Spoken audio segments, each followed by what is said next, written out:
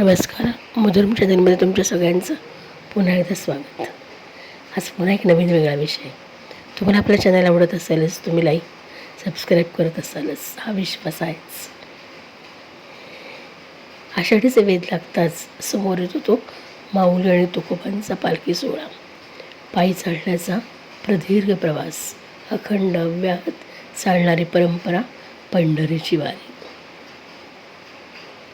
वारी ही पंढरपूरकडे जाणारी केवळ धार्मिक यात्रा नाही, तर ती महाराष्ट्रातील लोकमनाची परंपरा, सेवा, समता, श्रम, संस्कृतीचा सुंदर मिलाप म्हणजे पंढरीची वारी. काळ बदलला, रस्ते, व्यवस्था सगळं जरी बदललं तरी वारकऱ्यांच्या ओठावरील ज्ञानोबा आणि तुकोबा हे मात्र तसंच आहे. ज्ञानोबा तुकोबा या दोन वेगवेगळ्या परंपरा असल्या तरी भक्तिभाव यामधून उमटणारा भक्तिभाव हा एकच आहे. दोघांच्या दिंड्या वेगळ्या असल्या तरी पंढरपूरकडे जाणारी वाट ही दोघांची एकच आहे असं म्हणता येईल. त्यामुळे ज्ञानोबा तुकोबांचा गजर अव्याहतपणे करत राहणारा हा वारकरी मेळा. आषाढ सरी कोसळू लागताच सावळ्या त्या विठुरायाच्या दर्शनाचे वेध लागतात. सारा आसमंत विठुनामाच्या गजराने प्रफुल्लित होतो आणि तो 15 दिवसाच्या या प्रदीर्घ पारमार्थिक प्रवासास लोक निघतात. ती ही यात्रा म्हणजे वारी.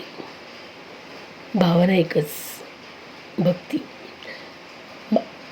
एकच भावना अनुभवणाऱ्या असंख्य वारकरी आपल्या सांसारिक जबाबदाऱ्याचं नियोजन करून वारीसाठी सज्ज होतात. मात्र यावर्षी मर्यादेचं महत्त्व, सामाजिक अंतराचं महत्त्व आहेच. कारण अखंड पाऊस कोसळतो, आषाढ सरी कोसळत आहेत आणि या पावसामुळे पूरसदृश परिस्थिती निर्माण झाली असताना इंद्रायणीला साक्षात विठुरायांनीच सामावून घेतले का असं वाटत असताना काही मर्यादांचंही ते पालन करावं लागणार. तरी पण वारीचा अनुभव नामस्मरणाने असं म्हणतात, लहरी उत्पन्न करतोच आणि करेल आणि साक्षात विठुराया सगुण रूपात अवतरेल अशी ही आगळीवेगळी वारी ठरेल की काय असं सुद्धा वाटते. वारी मानसरूपानं एक पाऊल पंढरीच्या दिशेनं टाकेल असं साक्षात अनुभव वारकरी अनुभवतील. वारीचं प्रस्थान वारकऱ्यांची परीक्षा जरी असली तरी ती पांडुरंगच घेत असेल आणि तो शेवटपर्यंत त्यांना तिथे पोचणार हे नक्कीच. अव्याहतपणे वारीची वाट चालणाऱ्या त्या पावलांना होणाऱ्या वेदनांना कमी करण्याचं नियोजन पांडुरंग करतोच. त्यामुळे यावर्षीची वारी नियमित असली तरी थोडी वेगळी असेल असं वाटतं. कारण निसर्गाच्या मर्यादा आहेतच. तरी पण वारी चुकवणं देह कधी हरी म्हणत पालखीने 50 लोकांच्या थोड्याफार लोकांच्या उपस्थितीमध्ये प्रस्थान ठेवलंच आणि आषाढ एकादशीपर्यंतचा हा प्रवास करण्यास वारकरी सज्ज झाले. असंख्य वैष्णवांचं प्रतिनिधित्व मोजक्याच वैष्णवांच्या साक्षीनं जरी झालं तरी दर्शनाचा राहा सगळ्यांनाच घेता येणार. आणि दररोज करीत पालखीचा मुक्काम दशमीपर्यंत वाढत विठ्ठल नावाच्या गजरानं त्या मंदिरातील स्पंदनं आणि सारा आसमंत भारावून टाकतो आणि सगुण रूपात विठ्ठल माऊलीच आपल्या जवळ आहे की काय अशी प्रत्येकाची भावना नकळत होऊन जाते. मुखानं नामस्मरण, प्राथमिक सोहळ्याची जागरूकता आपल्यालाही दाखवून देईल. आगळीवेगळी आषाढवारी भान अर्पत चाललेल्या माणसाला पुन्हा एकदा मार्गस्थ करण्यासाठी पांडुरंगाने दाखवलेली पाऊल वाट असंही म्हणता येईल. त्यामुळे वारीची ही परंपरा महाराष्ट्रामध्ये अनेक वर्षापासून आहेच.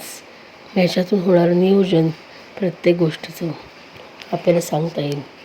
वारी का शिकवते, असं प्रत्येक अनुभव आपल्याला काहीतरी शिकवून जातो. जसे मी बोलले, वारकरी आपल्या सांसारिक जबाबदाऱ्याचं नियोजन करून वारीसाठी सज्ज होतात आणि स्वतःचा शोध स्वतःला घ्यायला लावणारी आत्मशोधिका म्हणजे वारी, तेजाचे दर्शन घडवणारी तेजनदी म्हणजे पंढरीची वारी यासाठी सज्ज होतात. वारी म्हणजे आळंदी ते पंढरपूर अशी केवळ पदयात्रा नाही, तर वारी या शब्दात कळते ती वारंवारता, सतत फेऱ्या मारणं. गेली अनेक वर्षांची अव्याहत परंपरा केवळ पदयात्रा नाही, तर मनातल्या आत्मारामाला भौतिकाकडून अभौतिकाकडे, आत्म्याकडून परमात्म्याकडे, लौकिकाकडून अलौकिकाकडे तल्लीन होऊन लीनतेकडे घेऊन जाणारी, परमेश्वराला आठवत साठवत अखंड अव्याहत निरंतर केली जाणारी वाटचाल म्हणजे ही पंढरीची वारी. दुःख, क्लेश, यातना, पीडा, भय, असमाधान यांनी गांजलेल्या मानवी जन्माचा फेरा चुकला जावा यासाठी काहीतरी निष्ठा अधिष्ठान असलेली नैष्ठिक पदयात्रा म्हणजे ही पंढरीची वारी. पंढरीची वारी ज्ञानेश्वर ते विठ्ठल असा आत्मा ते परमात्म्यापर्यंतचा प्रवास, वाटचाल म्हणजे ही वारी. ज्ञानात्मक ते विश्वात्मक रूपापर्यंतचा अंधारातून प्रकाशाकडे नेणारा पथप्रवास ही पंढरीची वारी.